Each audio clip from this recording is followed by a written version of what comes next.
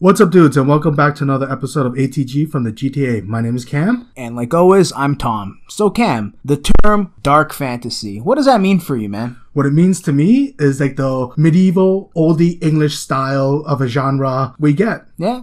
That's the only thing that comes to mind, really. I don't know. For me, it means something kind of gritty, something dark, obviously. Oh. Fantasy themed with a lot of violence. Yes. Maybe a couple of decapitations here or there. Oh, yes. The reason why I'm asking is that's a very popular genre all of a sudden. There's a lot of shows that are really picking up on the dark fantasy. A while ago, fantasy used to mean kind of like goblins and elves and, happy endings and, princesses and this and that. Yeah, that's right. And fantasy nowadays, man, endings are far from happy. It's pretty dark and gruesome. It's really grim, man. It's even in the title, Dark Fantasy. Yeah, totally. Like, take, for example, Game of Thrones. Holy shit, bro. That's probably the biggest example of dark fantasy that we have right now. It really is when you point it out that way. Yeah, you have a whole fantasy world with dragons and, Yeah. I guess there's no elves, but there's like White Walkers. They're kind of like zombies. They're kind of like zombies. It does kind of count when you think about it. And all these like mythological beings. Oh, there are elves. But what else? Yes, you're right. So yeah, we did discover them when Bran was in his dream world, right? Yeah, when he went to chase a three-eyed raven. Yeah, that's right. So that to me kind of screams this whole new dark fantasy craze, and that's probably one of the big reasons behind it. Yeah. Speaking of Game of Thrones, we have season 7. So we're in episode 2 right now. Dude, I'm not gonna lie. This season started out really strong. Hey, you thought so? Yeah, I thought so. Compared to other seasons, I'm sure y'all can agree with me. It starts slow, it builds things up. This one, it just took us right in my opinion. Yeah, well, I think it has to do a lot with the fact that this season's going to be a lot shorter than the previous seasons. That's correct, yes. I think it's 8 episodes or 7? I believe it was 7. 7 episodes? Yeah. Other seasons have a good 10, 12 episodes. Yeah.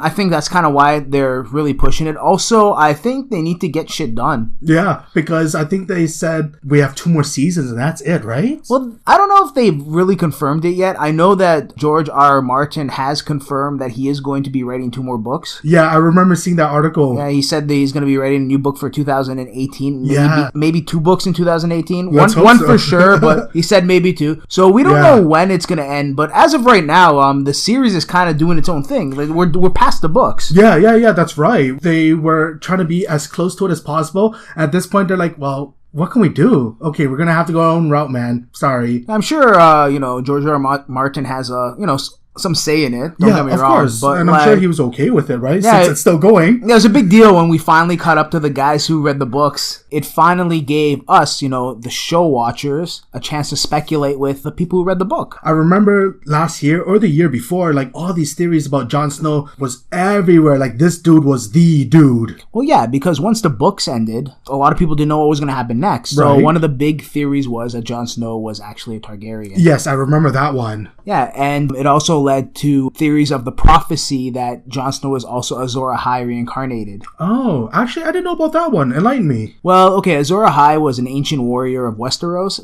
that originally led their armies to victory over the White Walkers. And that's where all those legends of the White Walkers came from, since it was so long ago. Right. And up until, all the speculation was Jon Snow, the Red Priestess, right, thought that Stannis Baratheon was Azor Ahai reincarnated. Okay. Like, do you remember that scene on the beach where there was all those, like, pyre flames? Yes. And Stannis pulls out the sword out of one of the pyres and it's on fire. And she was like, this is the guy. And Melisandre was like, behold Lightbringer. Like, yes. Lightbringer is his mythical sword of Azor Ahai that's, engulfed in, like, dragon flame. Okay. And, that's what obviously is the weakness for whites. Mm-hmm. Yeah, that makes sense. Yeah, so this was a whole prophecy that Jon Snow was going to be this guy. Right. And up until episode 2 of this season, Jon Snow kind of had plot immunity, but he may not have it anymore. Yeah, that's right. Because I remember there was saying something about, like, it could be the prophecy is gender neutral or something like that, no? Yeah, they said that the Valyrian translation for the word prince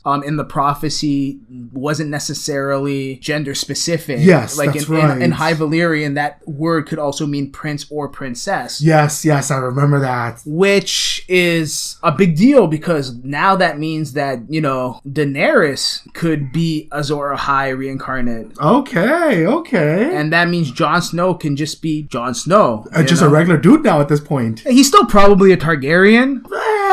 yeah, I guess. He may not be this guy who's going to lead them to victory. I still think it is him because the way it's setting up. Yeah. But, you know... He did get resurrected, right? He did. He did. It shows that he does have some importance. You're right. Yeah, it does show that the Lord of Fire has some favor in him, I guess. Hey, so just a quick question. Was this prophecy touched up more in the books? Well, like I said earlier, it was touched in the show because it was originally supposed to be Stannis Baratheon until he died. Shit, because it was that far back. I remember going like a year or two without watching it, so I completely forgot about it. Yeah, a lot of people don't remember like the stuff that happened in the earlier episode. That's why it's good to sit down and have Game of Thrones marathons. I guess we should. Yeah. Totally. It's also touched a lot more in the books too. So okay. Not only that, you can actually read the actual prophecy instead of kind of like trying to interpret it. That's true. Yeah, that's true. After watching this, man, I actually want to pick up the books. Yeah, well, it has a great story, right? So, what did you think of the first 2 episodes of season 7? As I said, man, it was really strong. I liked how it just picked up on showing, all right, Daenerys and her army, they found a base. Cool, they've actually settled on. That moment with Arya when she saw those soldiers, man, I thought it was a beautiful moment. I remember talking to a friend of mine and he was like, oh, what the fuck? That's so stupid. It looks like they're going to set her up that she's going to be murdered or raped and everything. And I thought, no, man, that's not it. Because think about it. Throughout the whole series, she's been through a lot of shit, and she finally has this one moment where she sat down. She's looking at all the gear where things are. These guys were no threat to her at all, and she actually had a moment to sit down. Oh, that's a beautiful song you were singing. I thought that was beautiful, man. Yeah, you should have been singing I'm in love with the shape of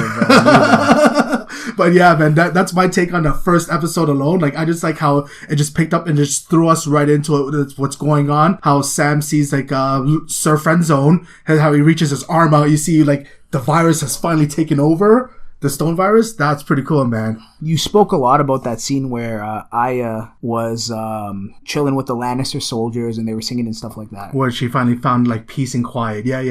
You do know that was Ed Sheeran, right? Yes, I do remember that. I remember seeing like the headlines that he was going to be guest star, and I was trying to look for him until when he was singing, I was like, oh, okay, yeah, there he is. Did you see the meme about that? No, actually, I didn't. I think it's hilarious because I can totally see it. Apparently, everybody, you know how they had that whole like Jon Snow speculation, like who his father and mother was? Oh God, no! You know what I mean? Yeah, they have a whole new theory going on about Ed Sheeran's character. Oh my God, do go on, my friend. You know, he's totally Tormund and Brienne's kid. Oh God. That's actually pretty funny. I didn't know that. That's actually pretty funny. It's not actually true. No, of course not.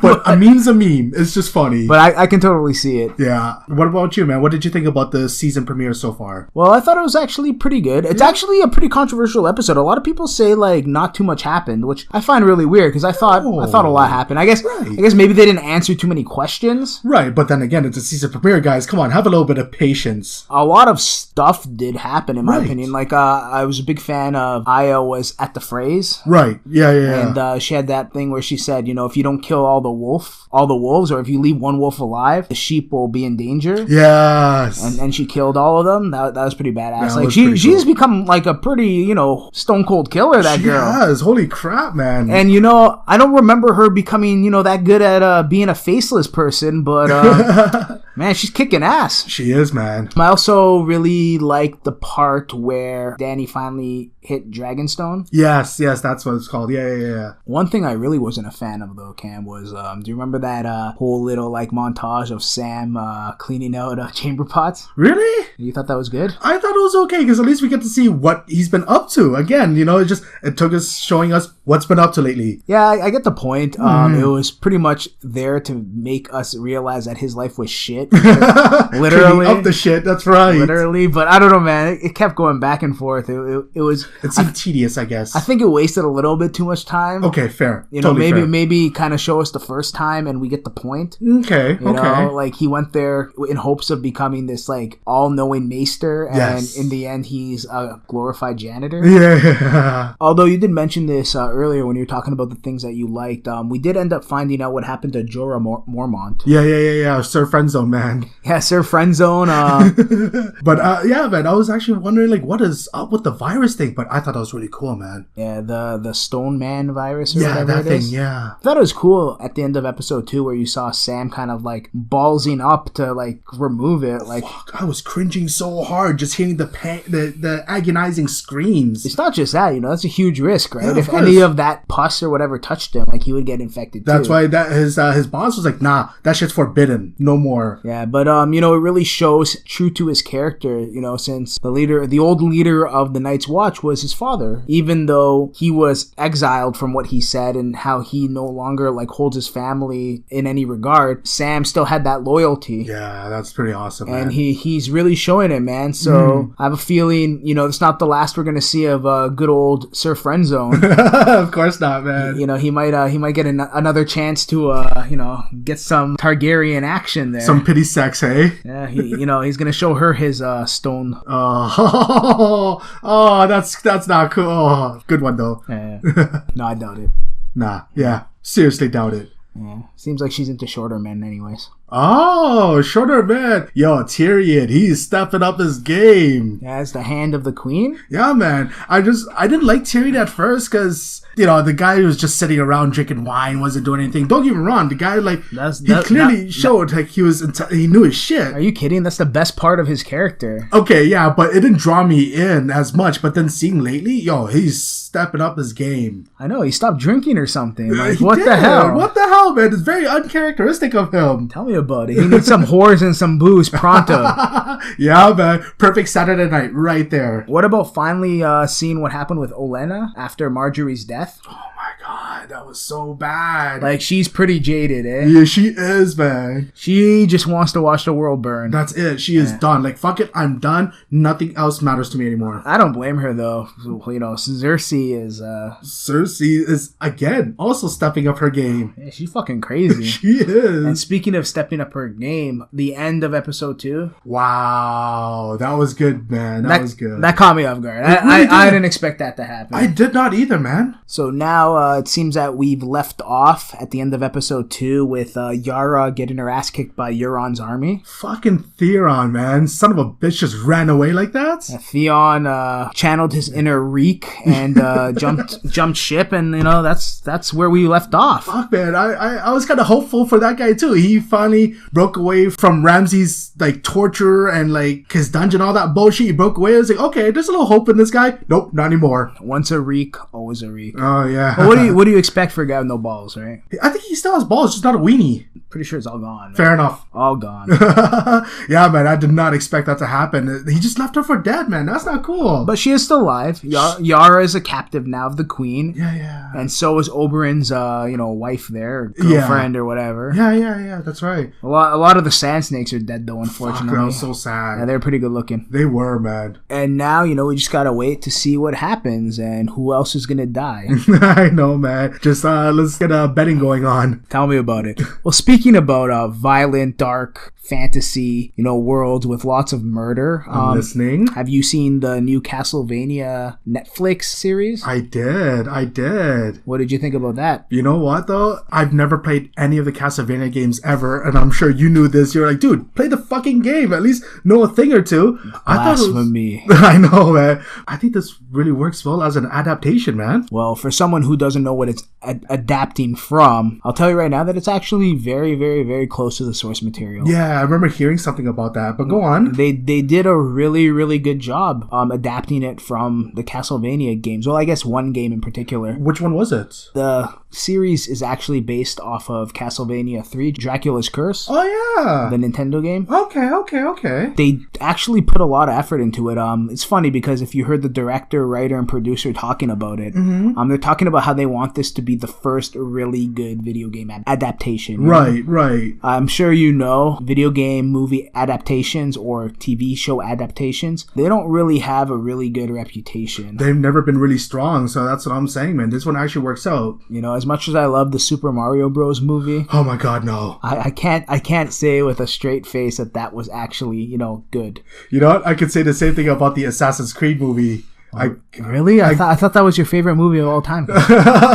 Like you, a straight face? Nah, man. I have to admit that their work paid off. They really did the game justice. Yeah. Not only were the characters all there, you had Trevor Belmont. Oh, yeah. There's not really much I know about them, except they make good cigarettes. Yeah, you would say that. So, go on. You know, smoking's bad for you, Cam. It really is. Yes, I know that. But go on, my friend. Yeah, almost as bad for you as Dracula and, Demons of the Night. Moving on. Yeah, anyways, so yeah, Trevor Belmont, the main protagonist, who was also the main protagonist of Castlevania 3, Dracula's Curse. Yeah. You have Alucard. Ah, yes. The good old son of Dracula himself. Yeah, he was also in the game. Yes. This actually caught me off guard and really showed you how they took the source material to heart. They also had Sifa. Sifa, who was that? She was the mage girl. Oh, okay. Yeah, in the game, you could choose between Trevor, you can choose between Alucard, and there's also this third mage character. Oh, you were able to switch characters. That's actually pretty cool. I didn't know. Yeah. She had this cool little range attack that shot like 3 balls. That's awesome. So it's awesome that they even included her in the show. That's really cool. Not only that, they included a couple of things from various other games. Like, not plot-wise. Plot-wise, it was pretty much a carbon copy of Castlevania 3. They ended up using the crest from the Lords of Shadow game for the PS3. Oh, yeah, the most recent one. Okay, that's cool. It's not the most recent, but it's one of the more recent ones. Right. That's what I meant. Yeah, they also used a lot of locales from various games. One thing I really thought was really cool is the scene where they were jumping on the gears. Yeah. That was pretty cool, man. That was 100% Dracula's Curse. Yeah, the gear scenes, that was in quite a bit of the games, or just that one particular game? It originated, I'm pretty sure, in that specific game, but it was carried on into a lot It's a recurring thing. Just kind of also the swamp scene. Ah, yes. Oh, that's so cool, man. Yeah, they kind of they were pretty much a recurring theme. I loved when I saw that. That was so nostalgic, That's awesome. They kept their, traditional weapon. They have the whip. Yeah, that was pretty cool. They even had Alucard in that final fight scene. Yeah, oh, that was so epic, bro. They even had Alucard use a sword swipe attack that he was famous for in Symphony of the Night for the PlayStation. Dude, the scene I really liked, man, was the fight scene with the demons in that little village with all that magic shit going on. That was pretty badass. Yeah, it was really gory too. The animation in the show is really, really good. Yeah, man. When he swiped the whip across that dude's face and that thing just splattered. The detail on that shit. Yeah, even the time when he kind of whipped a dude and knocked his finger out. Yeah. I thought the animation in this series was really, really top notch, especially considering it's an American animation company. It really does feel like a Japanese anime. I thought so at one point as well. And so when I saw the Netflix logo, I was like, okay, I like where this is going. Well, I remember that when I was originally going to watch it, I kept looking for subtitles. Right, yeah. Because I didn't realize that it was an American production. I like to watch shows in their original language. Of course, shows and movies, of course. I don't mind if the show is in English, if it was produced in, an English-speaking country. Yeah, of course. I also like to watch anime in Japanese because I like the original voice actors. I totally agree with you. And I don't mind reading subs. So I originally thought, Konami and, Castlevania. I thought it was a Japanese. I was looking for subtitles on Netflix and I'm like, where are the subtitles? And then I realized there are no subtitles because it's an American animation. Yeah. That's actually pretty funny, man. And I had no problems watching it in English. Yeah, the voice acting is actually top notch. Yeah, man. They got some pretty famous dudes to do the voices too. Some of the dwarfs from The Hobbit. Yeah. Oh, that's so cool. That was pretty awesome. And ironically, later on, they did release a sub version for Japan. So because it was that popular and they wanted it to do so, right? Or some shit like that? I'm not too sure about its popularity. But you know what? Why the hell not? You know what? If there is a market for it, I think why the hell not? It definitely deserves as much publicity as that it can get because it's actually an amazing animation. And you can totally see that Japan inspired it anyways. Of course, man. The animation, you can tell, has a Japanese influence to it. It's not exactly anime. No, but it gives you that feel. But it's very close. Yeah. The storytelling is very anime-like. Yeah. I think the writer was talking about how he was influenced with a lot of movies like Ghost in the Shell, Akira. Big influence, he said, was Berserk, which you can totally see in the world. Yeah, you can. I mean? It's very, very dark, very bloody, gory. He uses the same kind of crow effect. Yeah. That's what I like to call it, the crow effect, where you'll have an opening scene where you'll see a corpse and there's a crow on top. Yes, that's right. And it flies away to create the mood of death. You know what I mean? To let you know, this shit happened and some more shit's gonna go. Yeah, exactly. You see the crow and you're just like, shit's gonna go down. And it's always demonic shit when you see a crow. crow. Of course. Oh, yeah, man. You know, it's never you see a crow and then all of a sudden, you know, like... a rainbow comes out of nowhere. Yeah, and some unicorns fly out of the castle. No, when you see the crow, you know some demonic shit's gonna go down. Yeah, man. Those 4 episodes felt like a great tease, but I loved it regardless. Totally. I honestly felt ripped off at the end of the 4th episode. That's totally fair, but you know what, though? Second season confirmed. Let's go. Just let's not wait 3 years. Yeah, tell me about it. I think they started writing this thing in, like, what? In the early 2000s, and, you know, if the script finally got picked up by Netflix in 2017, you know? Yeah, of course. Why this long, guys? Come on. Yeah, right. Well, I think they didn't really have too much faith in a video game adaptation. That's true, man. The track records. Yeah, I have a feeling the first episodes were kind of like a teaser to see if people would even watch it. Obviously, that makes a lot of sense. You're right when you put it that way. Thankfully, it got a great reception. Yeah. People really enjoyed it. Mm-hmm. It got amazing reviews. All right. You know, critically and by the fans. Yes, that's true. And you know, they did confirm that there was going to be a second season, thankfully. Again, let's not wait more than a year. Tell me about it. Can't wait to see Alucard in action. Holy shit. After they fought, and he's like, all right, let's go. Yeah, they finally got their team together, you know? That's awesome, man. The party is, you know, ready to go. They got their man. fellowship of the Dracula. That's a good one, man. I can't wait to see the next episode. All right, and just like that, guys, thank you very much for tuning in. Let us know in the comments below what you thought about it. Yeah, let us know what you thought about the first 2 episodes of Game of Thrones. And Castlevania itself. All right, peace. Take care, guys.